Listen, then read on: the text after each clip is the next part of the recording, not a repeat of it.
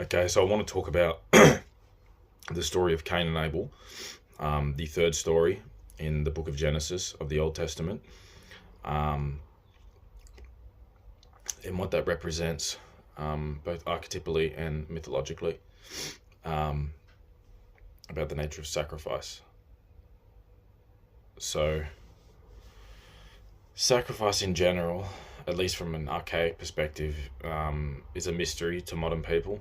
Um, like why would God want, you know, the firstborn calf of your livestock or something like that? And the answer to that question is, you take something of value, excuse me, you take something of value and you sacrifice it to God on an altar. You burn it, the smoke rises because God's in the sky, and God can get a whiff of the smoke and detect the quality of your sacrifice. And it's easy to laugh at something like that, but I feel like it's artistic, and it illustrates something that we do literally every single second of our lives.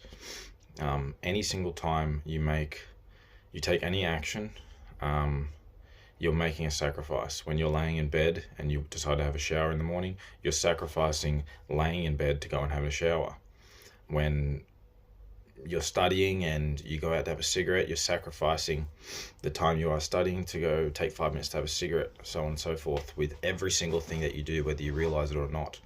So the story of Cain and Abel, they're working away, and Abel's making the proper sacrifices. God's pleased with him. He's successful with women. His crops are multiplying, and he's a really great guy. So everyone's pleased with him. Cain, on the other hand, at least from his own perspective, because he's blinded, he is working himself to the bone, working himself like mad, making sacrifices left, right, and center. And Cain goes to God, and essentially he says, what the hell is up with the structure of reality? I'm breaking myself in half here, making sacrifices left and right, and nothing seems to be working out for me. What the hell is going on? And through multiple translations of this isn't my own original analysis of the text, or interpretation of the text. What God says to Cain is, sin is a predatory cat that crouches at your door, and you have invited it in to have its way with you. But if you only wanted to, you could master it. And in the face of that, when confronted with God, the infinite, the absolute, the proper thing to do would be to listen. But that's not what Cain does.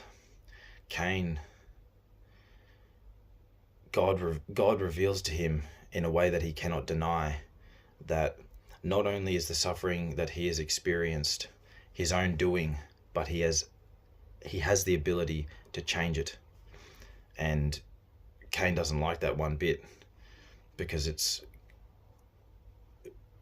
bestowed culpability upon him through his action, and why everything that's not going right is his own damn fault. And so, simultaneously, as a consequence of this revelation, Cain destroys his ideal and simultaneously kills the favorite son of God, which is Abel, right? So his ideal is Abel. That's what he's striving to be, at least through the consequences of Abel's action. He wants God to be pleased with him, or perhaps he doesn't. And at the same time, he destroys him and kills the favorite son of God. And so there's more that comes after that, obviously. But as a consequence of the story, the narrative placement of that is very intentional, and I think there is so much wisdom packed into that short story that it's amazing. It really is. And so, if you were to break that down practically, like, what the hell does all that mean? It means if your sacrifices in your life aren't first rate, and You're deceiving people. You're trying to pull the wool over people's eyes. You're making the improper sacrifices, and as a consequence, you can either take that, re-establish and reorient your action, or you manifest that into something that is homicidal, resentful, vengeful, bitter, cynical, all of those things. And so you make the improper sacrifices at your peril. And I think that's a good way of thinking about this, moving away from these religious archetypes, is more that do not practice what you don't want to become, because you really do become that. It builds itself into your neural architecture, so to speak, literally.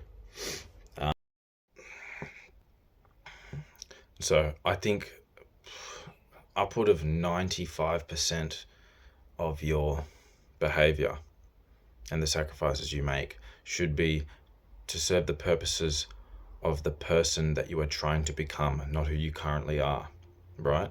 So like anytime your conscience is kind of preying on you, you do something you know to be wrong, or you do something you know that isn't productive, however you take that, and you got this little voice in the back of your mind saying, maybe we shouldn't be doing that. Maybe that wasn't such a good idea, or why did I say that? These are fairly simple examples and easy to detect, easy to identify examples of improper sacrifice.